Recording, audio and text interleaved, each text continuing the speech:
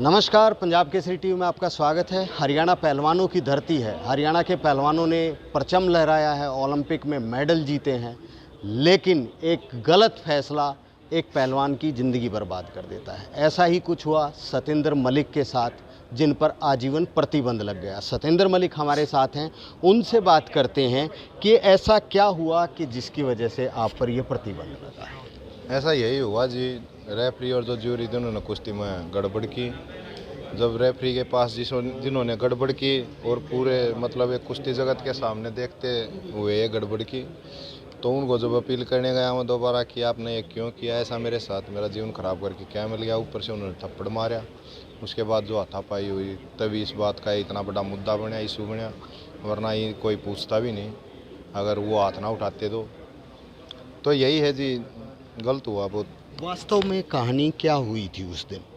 कहानी यही हुई थी जी, जो कुश्ती मेरी हो रही थी उसमें मैं जीत रहा था और कुछ मूवमेंट ऐसे आए जिससे ज्यूरी का सहारा लेना पड़ा। ज्यूरी ने पर अपना जो ज्यूरी में जो सत्यदेव था, जो A1 ग्रेड का रेफरी है अपने देश का, और A1 ग्रेड का रेफरी कैटेगरी का रेफरी बनना बहुत एक बड़ी ही बात होती है। मतलब जो बिल्कुल परफेक्ट हो जाए अपना फैसला देने में, उसी को ये A1 कैटेगरी मिलती है UWW से।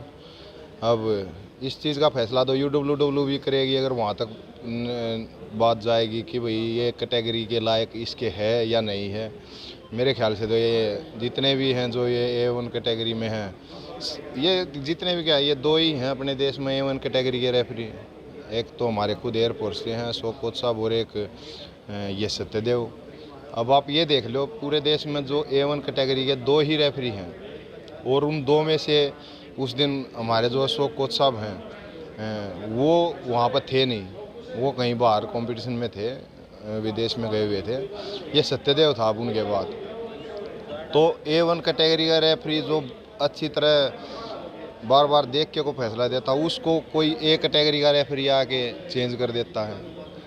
तो स्पष्ट बात है जी, इसमें देखती बात है कि इसमें गड़बड़ हुई है। बस इतना ही कहना, इन्होंने गड़बड़ की है, इनसे जवाब लिया जाए और इनसे पूछा जाए क्यों तुमको क्या मिल गया भाई किसी खिलाड़ी का जीवन खराब करके। क्या कारण क्या मानते हैं इसके पीछे कि जो आप गड़बड़ की बात कर रहे हैं? कारण यही है जी, जो इनकी एक लॉबी है, उस लॉबी के अपने भाईचारे को ये फॉलो करते हैं, और इस चीज़ में जो ये इतने परफेक्ट हो चुके हैं, पिछले 10-20 सालों से काम कर रहे हैं, 20 सालों कि ये आंखों ही आंखों में सारे को समझ लेते हैं कि हाँ ये करना है, ये फैसला देना है। और तभी तो कोई ये कैटेगरी के रेफरी का फैसला आगे चेंज कर देता है। ये कैटेगरी का रेफरी की बात हुई है उसके सारे शरों में, वरना ऐसे थोड़ी कोई चेंज कर देगा किसी एक कैटेगरी के रेफरी का फैसला कोई। सतेंद्र, कुश्ती ने क्या दिया है आपको? कुश्ती ने मुझे जी सब कुछ दिया है अपने जीवन में। मैं आज जो कुछ भी हूँ वो सिर्फ एक कुश्ती की वजह से हूँ। और कुश्ती ने मुझे एक समाज में रहना, सम्मान से जीना, और नौकरी, और अपना अच्छा घर परिवार, सब कुछ एक अच्छे जीवन जीने के लिए जो एक खिलाड़ी का लाइफस्टाइल होता है, तो सब कुछ ही कुश्ती ने दिया है जी। हमने कई बार देखा है, जब भी किसी बड़ी चैंपियनशिप के लिए ट्रायल होते हैं तो हमेशा उन ट्रायलों में झगड़ा होता है। क्या कारण है?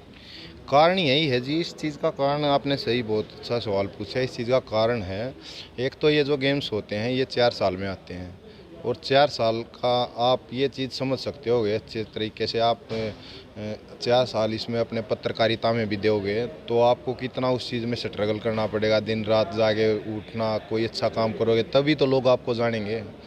तो 4 साल बहुत मायने रखते हैं। हमें तो सुबह और शाम डेली का एक ही रूटीन होता है, 2-3 घंटे सुबह, 2-3 घंटे शाम को।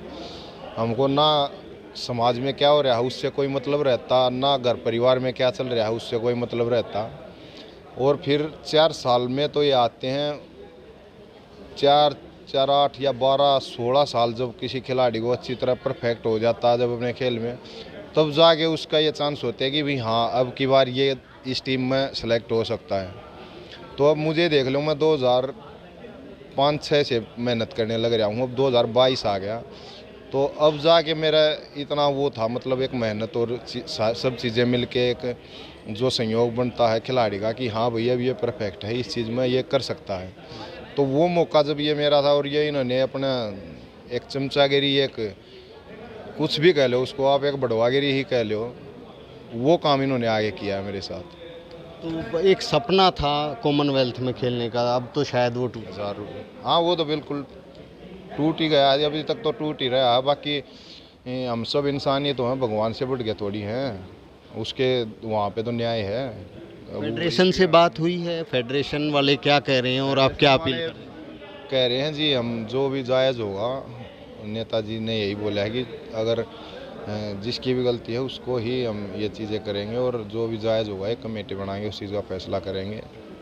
बाकी अब देखो क्या होता है उसका। जूरी मेंबर था जो आप बता रहे हैं, वो तो खुद आपके गांव का है, फिर भी ऐसा क्या आपस में आप लोगों का मनमुटाव? अब इस चीज़ मनमुटाव तो कुछ भी नहीं, मैं तो हम हमेशा से ही जब भी मिलते हैं उनकी एक रिस्पेक्ट करता था हमेशा से ही, कि भाई एक पहलवानों में एक कल्चर होता है, जैसे कोई भी बड़ा कभी उनसे मिलता है या कोई चाहे वो सामान्य ही इंसान क्यों ना हो, उम्र में बड़ा है तो पहलवान उसके पैरों की तरफ हाथ करते हैं, आशीर्वाद लेते हैं। तो मैं तो हमेशा ही इस मान सम्मान से इन सभी कोचेज से मिलता था, कभी इनसे कोई कहीं बदतमीजी नहीं की या कुछ ऐसी कोई बात है। खुद जगवीर के साथ भी कभी मेरी ऐसी कोई बात नहीं हुई, हर जगह मिलते थे और कंपटीशन में भी मिलते थे, कभी किसी भी तरह की कोई छोटी मोटी बात भी नहीं हुई। बस ये उस दिन उन्होंने ऐसा कुछ कर दिया है भाई, जो जीवन है वो बिल्कुल ख़राब करने का काम कर दिया। किसी दूसरे खिलाड़ी गांव से ही है, गांव से गजब गांव वाला ही कुछ वो जो कहते हैं ना कि ये इन्होंने तो उस कहावत को ही झूठा कर दिया कि भाई अपना मारा छाम गिर है,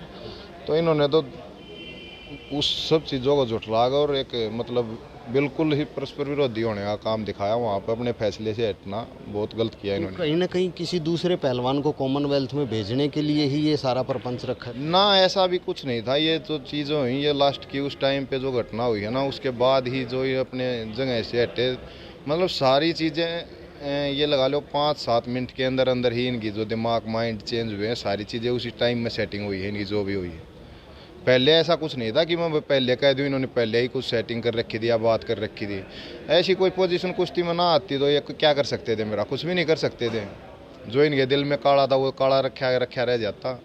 इनको मौका मिल गया, प्रभु ने दे दिया, वो उसकी रजा है। वो कौन सा रास्ता हमने इसके ज़रिए दिखाना चाह रहा है, क्या बताइए। इतने साल से जो ये अन्याय कर रहे हैं इसके विरुद्ध में खड़ा करने का हमें मौका दे रहा है वो।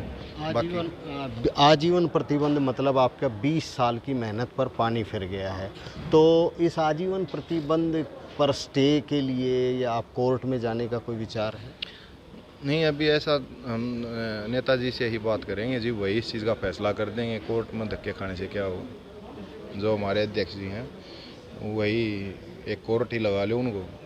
राजनीतिक लोगों से भी आप अपील करते हैं या देश की जनता को क्या कहना चाहते हैं? इस देश में कुछ भी किसी आम आदमी या खिलाड़ी के साथ होता तो मेरे ख्याल से सबको पता हो, राजनीति में ही कुछ अपने हाथ पैर मार के देखते हैं जाके, उनसे ही रिक्वेस्ट करनी पड़ती है। तो वही काम मुझे करना है बस, और क्या करें जी, लग रहे हैं, देखो क्या इच्छा प्रभु गया। तो पहलवान सतेंद्र फिलहाल मायूस हैं क्योंकि आजीवन प्रतिबंध लग गया और कॉमनवेल्थ गेम की तैयारी थी, कॉमनवेल्थ में खेलने के लिए जाना था। अब इनकी उम्मीद है कि फेडरेशन इस मामले में जांच करेगा और उन्हें न्याय मिलेगा और ये आजीवन प्रतिबंध उनसे हट जाएगा। लेकिन एक छोटा सा फैसले ने उनके 20 साल की मेहनत को बर्बाद कर दिया है। रोहतक से मैं दीपक भारद्वाज, पंजाब केसरी टीवी। हमसे जुड़े रहने के लिए हमारे YouTube चैनल को सब्सक्राइब करें और नई वीडियो की नोटिफिकेशन के लिए बेल आइकॉन को दबाएं। अगर आप ये वीडियो Facebook पर देख रहे हैं तो लाइक जरूर करें और ज्यादा से ज्यादा शेयर करें। धन्यवाद।